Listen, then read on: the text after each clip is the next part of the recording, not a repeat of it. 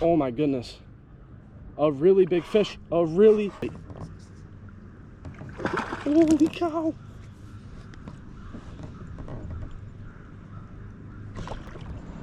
Good afternoon and welcome to another outdoors operation. Today we're out on the good old Lake Moraine going for some, I don't know, let's see here, crappie, bluegill, perch, and maybe a couple bonus bass just to catch, but I'm hoping to get a nice little fish fillet going on tonight. So throwing a good old worm and sinker to start to start it off, and I'm just gonna kind of drift over towards this shore, work it up, and then drift back down, kind of just see what happens. So if I'm gonna keep doing this kayak stuff, I definitely got to get a double-sided paddle, because I'm telling you, this definitely puts a number on the shoulders by the end of the day. So I did forget to mention there's also walleye in here. I mean, I've never caught one myself, but I've seen pictures of guys pulling some pretty nice ones out of here, so that would be sweet if I could hook into a nice walleye.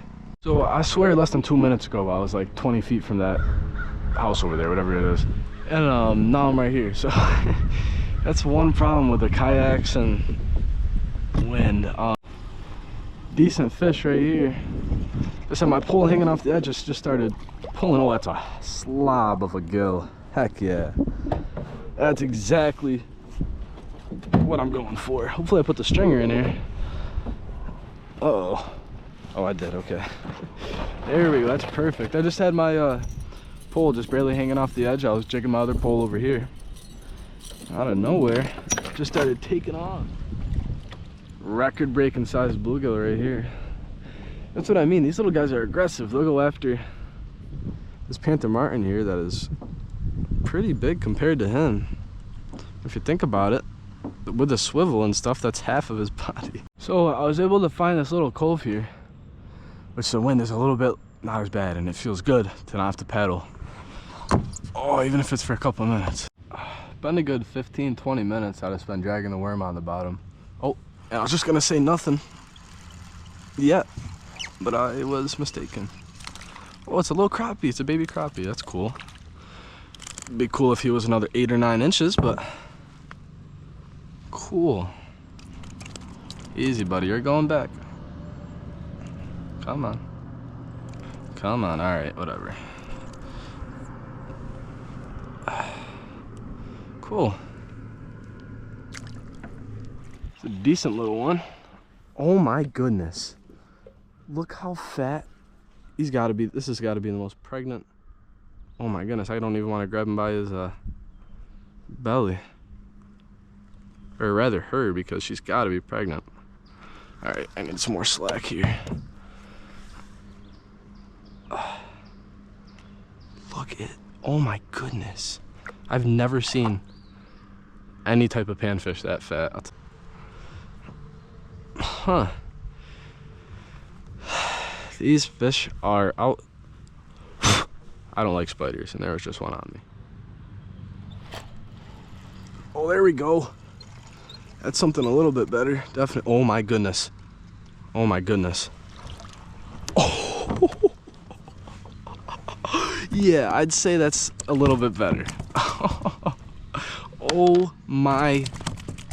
Look at that hook, comes right out. Oh, no shot. That's the best perch I got on the year for sure.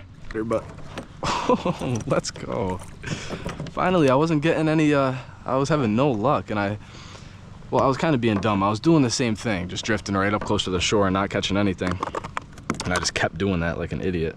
But then I decided to back out and kind of just dropped it down straight in front of me, right on the edge of the weed line here. And what do you know, within like 5-6 minutes of doing that, he hit. Oh man, my bail keeps doing that thing. Oh, this is another big fish. He's moving my kayak. Oh yeah. Nah, it's not that big, just fighting like he was big. He might go on the stringer though, maybe, because it looks like he swallowed the ever-living hell out of it. Yeah.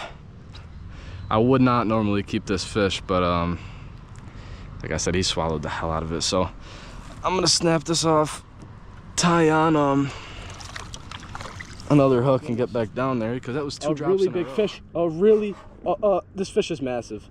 I gotta have a huge bass on. don't know if you can see the bend in my rod, but he just took my rod right into the water.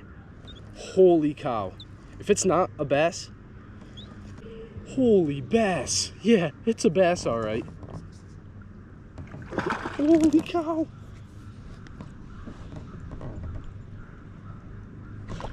There we go. Yes. Let's go. That's a hell of a fish.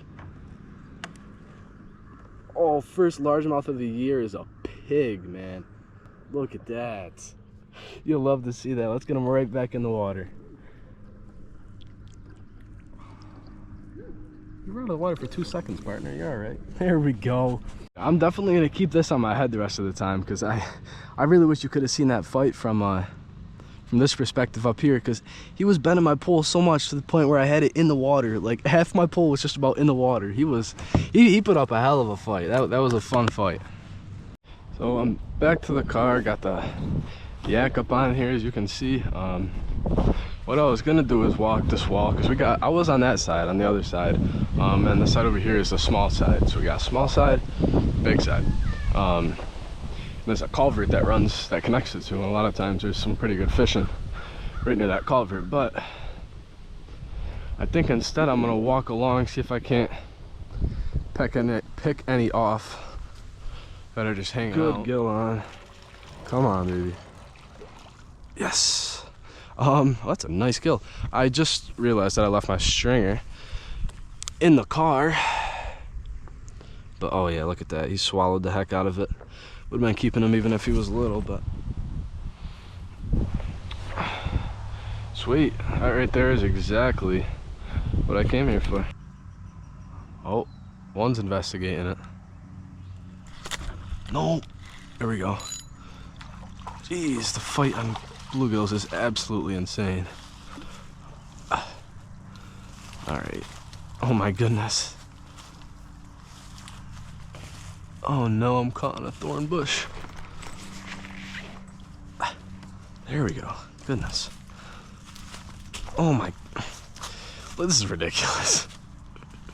Come on. All right, let's see. Is he going on the stringer?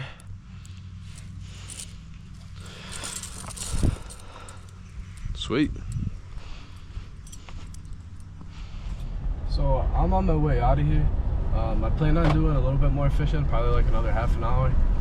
But I just really want to get these fish on ice. I don't want to risk it. So they'll be all right for another while. But like I said, I don't want to risk it. So I'm gonna go take care of that, and then right when I get home, I'm gonna get to filleting them up and cooking them. I don't know what I'm gonna do for recipe just yet, but I'll figure it out. Catch you there. Back home, got fish on the cutting board, as you can see, just getting everything ready here. And then I'm gonna get to filleting them up. I can't believe the size of this perch, man. Definitely biggest I caught within the last, I don't know, good year probably, as you can see with size comparison with the fork. This thing's big. A couple other good sized gills. This one was probably a little bit small, but it's gonna fry up just the same. So, all right.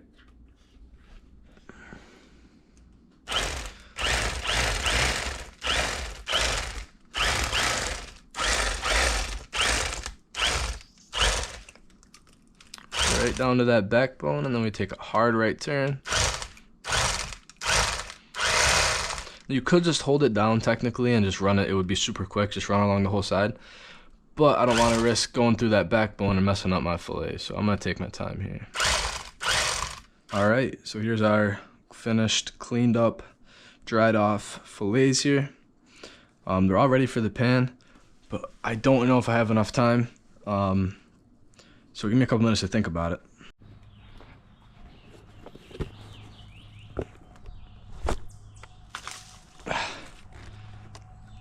Some people will throw their scraps in the garbage. I think that's unbelievable, because there's like 1,500 animals out here who would do anything, not anything. There's just a lot of animals out there that is gonna eat fish scraps. So I've heard just throw them away, at least throw them back into the woods, get them recycled.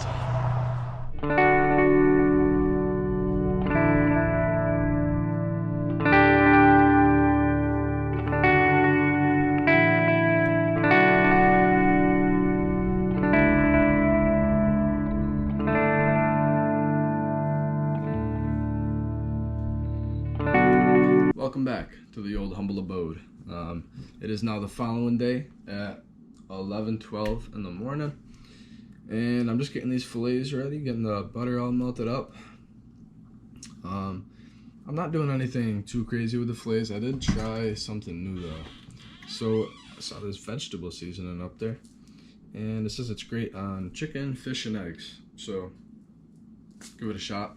I did half of the fillets with that, and then the other half with my good old Lowry seasoned salt. Can't go wrong with that. Just squeeze some lemon into the old good butter mixture, and now I'm dropping some shallots in here. If you don't know what that is, they're like a crossbreed between onion and garlic. I think. Don't take my word for it. But they're good. They go good with anything. I cook them with my eggs, my steak. I put them on cheeseburgers. Like, when I say everything, I mean everything. But I'm gonna let that heat up for just another second, and then I'm gonna drop the fillets in here.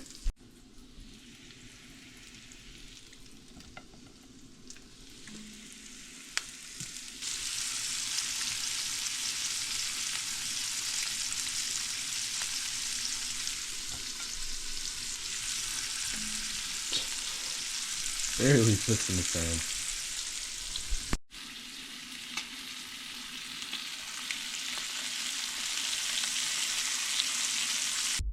One thing I don't eat enough of is definitely panfish, so super excited for this.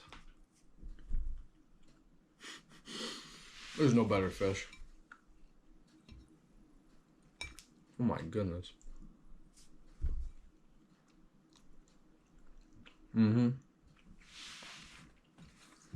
Doesn't get any better than that. Perfect golden brown, a little bit of crisp, but not, burnt to a crisp. And I'm telling you, if you never tried shallots with fish, they're so good. It just adds a little bit of texture to it, a little bit of flavor. Look at that. As per usual, gotta make sure the good boy here gets some. He's pretty good at that. Just like that, I'm a full man, and that was the best fish I've had in God knows how long. I couldn't tell much of a difference between the vegetable seasoning and the Lowry seasoned salt. But like I said, nonetheless, it was absolutely amazing. I also couldn't tell. I forgot to keep the perch and the bluegill separated, so I wasn't able to really tell which one was which because they tasted the same. Excuse me. But that should conclude everything. I had a ton of fun yesterday, beside for the wind being a pain in my back. But that happens. It was definitely worth it. A meal like this makes all that paddling and kayaking and stuff worth it. But until next time, if you ever have any constructive criticism, tips, anything like that, or certain things you want me to go do, certain types of fish you want me to fish for, feel free to leave that below. I'd appreciate it. Until then, I'll catch you till next time. Thanks for tuning in.